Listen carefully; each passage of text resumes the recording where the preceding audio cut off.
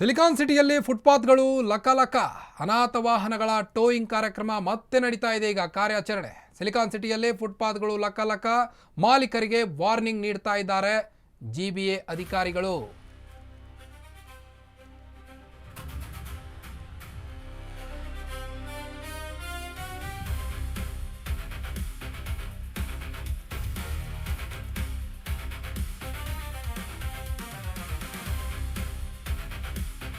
ಫುಟ್ಪಾತ್ಗಳು ಖಾಲಿಯಾಗಿವೆ. ಈಗ ಅನಾಥ ವಾಹನಗಳ ಟೋಯಿಂಗ್ ಕಾರ್ಯಾಚರಣೆ ಒಂದು ಕಡೆ ನಡೀತಾ ಇದ್ರೆ ಮಾಲೀಕರಿಗೆ ವಾರ್ನಿಂಗ್ ನೀಡ್ತಾ ಇದ್ದಾರೆ ಜಿಬಿಎ ಅಧಿಕಾರಿಗಳು.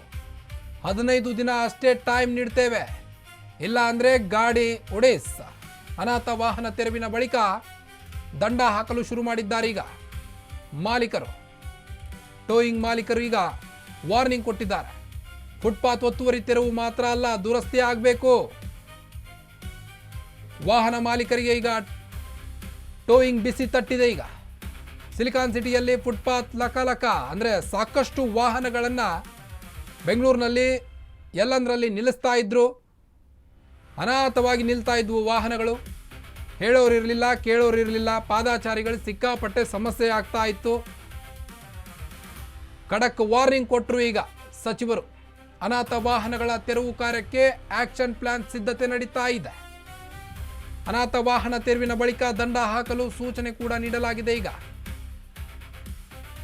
ಟೈಮ್ ಟೇಬಲ್ ಹಾಕಿ ಕೆಲಸ ಮುಗಿಸಲು ಅಧಿಕಾರಿಗಳಿಗೆ ಸೂಚನೆಯನ್ನು ಕೂಡ ನೀಡಿದ್ದಾರೆ ಈಗ ಸಚಿವರು.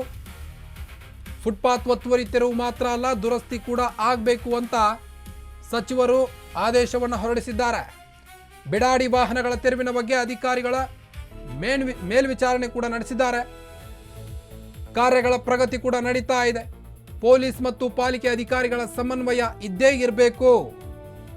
ಇವರಿಗೆ ಗುರುತಿಸಿರುವಂತಹ ವಾಹನ ದಂಡ ಪಾವತಿಸಬೇಕು. ಟೋಯಿಂಗ್ ಮಾಡಿದ ವಾಹನಗಳ ಮಾಹಿತಿಯನ್ನು ಸಲ್ಲಿಸಬೇಕು. ಖಡಕ್ ಸಂದೇಶವನ್ನು ರವಾನಿಸಿದ್ದಾರೆ. ದಂಡ ಕಟ್ಟದಿದ್ದರೆ 15 ದಿನಗಳಲ್ಲಿ ಬಿಡಾಡಿ ವಾಹನಗಳನ್ನು ತೆಗೆದುಕೊಂಡು ಹೋಗ್ತೇವೆ ಅನ್ನೋ ನಿಟ್ಟಿನಲ್ಲಿ ವಾರ್ನಿಂಗ್ ಕೊಟ್ಟಿದ್ದಾರೆ ಈಗ ವಾಹನ ಮಾಲೀಕರಿಗೆ. ಬಿಡಾಡಿ ವಾಹನಗಳಿಗೆ ನೋಟಿಸ್ ಅಂಟಿಸಲು ಮಾರ್ಷಲ್ಸ್ಗಳನ್ನು ಆಯೋಜಿಸಲಾಗಿದೆ. ತೆರವುಗೊಳಿಸಿದ ನಂತರ ಅದೆಷ್ಟು ದಂಡ ಇರುತ್ತೋ ಅದನ್ನು ಕಟ್ಟಬೇಕು ಅಂತ ವಾಹನ ಮಾಲೀಕರಿಗೆ ಖಡಾಖಂಡಿತವಾಗಿ ಈಗ ಸಚಿವರು ಹೇಳಿದ್ದಾರೆ. ಈ ಬಗ್ಗೆ ಅಧಿಕಾರಿಗಳ ಜೊತೆ ಮೇಲ್ವಿಚಾರಣೆ ಕೂಡ ನಡೀತಾ ಇದೆ. ಕಾರ್ಯಗಳ ಪ್ರಗತಿ ಕೂಡ ಪರಿಶೀಲನೆ ಮಾಡಲಾಗ್ತಾ ಇದೆ.